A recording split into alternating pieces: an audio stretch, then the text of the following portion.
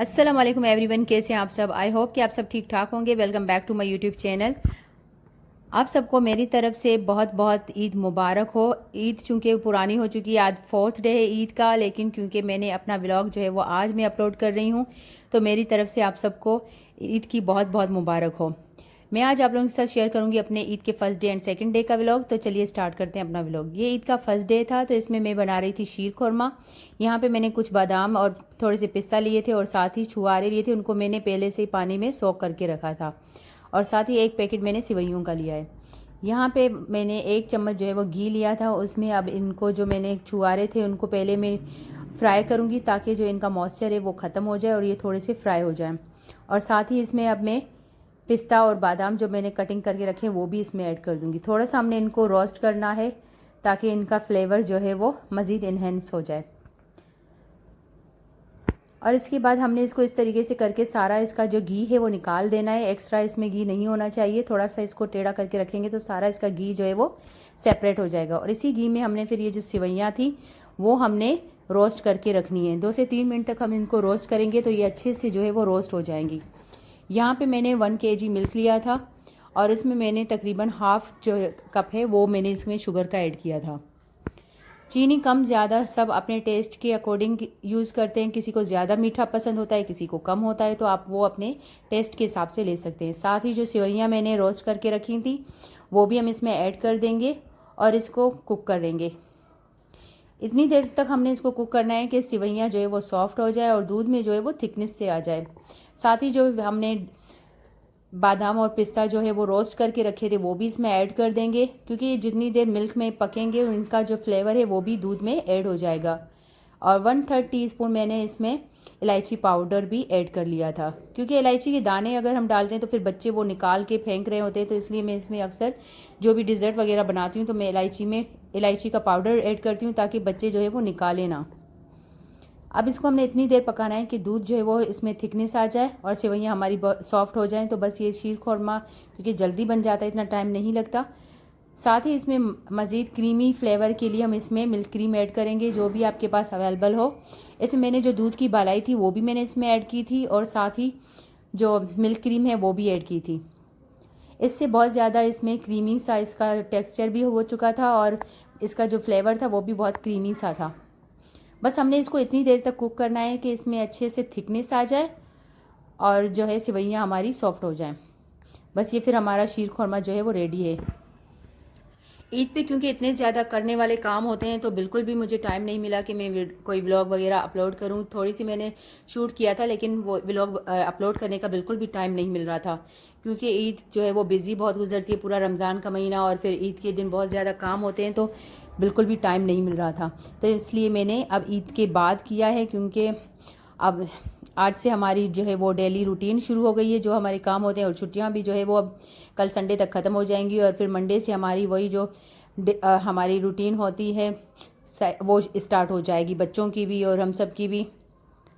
साथ ही ये जो है शीर खुरमा रेडी हो चुका था, तो मैंने इसको डिश आउट कर लिया था।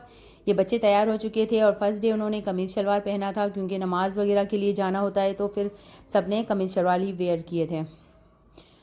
और एक ये कॉमन बात हो गई थी कि जो हमारी फैमिली में ज़्यादातर सब बच्चों ने स्काई ब्लू और बड़ों ने भी स्काई ब्लू ड्रेस था सबका, किसी का लाइट या किसी का थोड़ा सा डार्क, और इसी कलर में सबका आ रहा था, ये मैचिंग हो चुकी थी।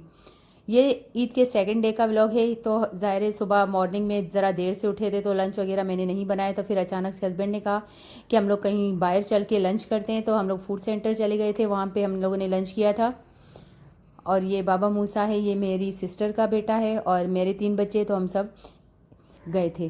ये चिकन कढ़ाई हम लोगों ने मंगवाई थी, और साथ ही नान चपातीज़ और ये चिकन बिरयानी, चिकन टिक्का और मलाई बोटी मंगवाई थी हम लोगों ने। सलाद रायता वगैरह था, लेकिन लोगों की सर्विंग बहुत कम थी। चिकन कढ़ाई तो ज़्यादा थी, लेकिन जो मलाई बोटी वगैरह और बिरयानी की सर्विंग इनकी बहुत कम थी।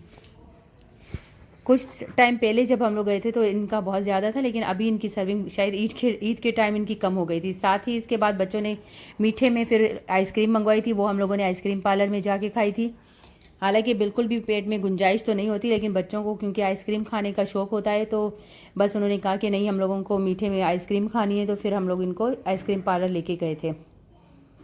बस बच्चों की ईद होती है, उनको एंजॉय करना होता है, कहीं बाहर निकल के बस आइसक्रीम वगैरह खाना, तो इनको बहुत ज़्यादा बच्चों को खुशी होती है। तो बस इसी वजह से हम लोग इनको बाहर लेके गए थे, क्योंकि कहीं और तो घूमने के लिए जाना नहीं हुआ था।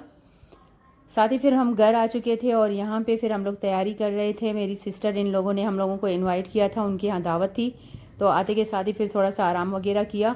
फिर शाम में हम लोगों को वहाँ जाना था, तो फिर इसकी तैयारी कर ली। ये मर्जिया का ड्रेस था, इसकी मैक्सी थी, और साथ ही ये अलीना का भी मैंने ड्रेस निकाल दिया था। और ख़ुद ही अपनी सारी चीज़ें दिखा रही थी कि ये मेरे ड्रेस के साथ रखें, और ये अलीना का ड्रेस था। तो बस यही बच्चों की ईद की तैयारियां होती हैं, और इनको बहुत ज़्यादा शौक़ होता है कि हम अपनी चीज़ें एक साथ करके रखें, सेट करें। और यहाँ पे ये सारे बच्चे खड़े थे, तो मैंने कहा कि आप लोगों का कि मैं ज़रा मूवी बना देती हूँ। और बहुत अच्छी माशाल्लाह से बहुत ही खूबसूरत डेकोरेशन की थी, ख़ासतौर पे ईद मुबारक जो लिखा हुआ था, और इस तरीके से इस पर लाइटिंग थी, तो बहुत ही खूबसूरत और बहुत ही प्यारा लुक लग रहा था।